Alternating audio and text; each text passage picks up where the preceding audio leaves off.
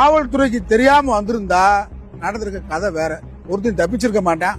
அது காவல்துறை எனக்கு பாதுகாப்பு கொடுக்குது, அவங்களுக்கு பாதுகாப்பு கொடுத்ததா கருதுறேன். திடீர்னு இந்து முன்னணி அண்ணா திராவிட மக்கள் முன்னேற்ற கழகத்தினுடைய தலைவர் பசுமன் பாண்டிய விட்ட முற்றுகையிட போறாருன்னு காவல்துறை காலையில அவர் வீட்டுக்கு வந்திருக்கிறாங்க. என்னன்னா இந்த மாதிரி இந்து முன்னணி முற்றுகையிடுறதுக்காக வர்றாங்க. சிக்கலை ஏற்படுத்தணும்னு நினைச்சா ஒரு பேர் வீட்டுல தூங்க மாட்டேன். பிஜேபி கட்சிக்காரன் சொல்றவங்க பூரா வீடு முளைஞ்சு அடிப்பான். நீ முறைப்படி அறிவிச்சிட்டு வா. எந்த போராட்டத்தையும் நாங்க திறந்த புத்தகம் திராவிட இயக்கத்துக்காரன் எதை கண்டு அஞ்ச மாட்டேன். தீய வைக்கிறவனையும் தீய அணைக்கிறவனையும் ரெண்டையும் ஒன்னா பார்த்தா என்ன நிலைமை? மதவெறி செயல்பாடுகளில் ஈடுபடக்கூடியவன் செய்யற வேலைகளை தடுக்கிறது இது நியாயம். ஆனால் மத நல்லிணக்கத்திற்காக பரப்புரையில் ஈடுபடும் பொழுது இந்து முன்னணி என்று சொன்னால் தமிழன் இந்து முன்னணி இருக்க மாட்டான்.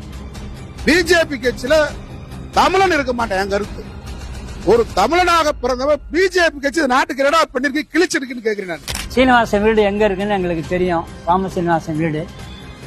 அதை தேடி வர வைக்கிற வேலையை தயவு செய்து செய்ய வேண்டாம் என பாரதிய ஜனதா இந்து முன்னணி நண்பர்களை கேட்டுக்கிறேன். காவல்துறை குறிப்பாக இந்த விஷயங்கள்ல கவனம் செலுத்தணும் என்பது எங்களுடைய வேண்டுகோள். வகுப்பாரி இடஒதுக்கீடு கொடுத்திருக்கா, அனைத்து ஜாதி அர்ச்சராலம் சொல்லியிருக்கோம். யார் எதுக்குறா? இங்கெல்லாம் ஒருவே காவி நாங்க நினைச்சோமா காவி துண்டு போட்டு தமிழ்நாட்டுல ஒருத்தன் தெருவில் நடமாட முடியாது. அப்ப நீ வன்முறைக்கு யார் வர்ற? நீ வீட முற்றுகையிடுவோம்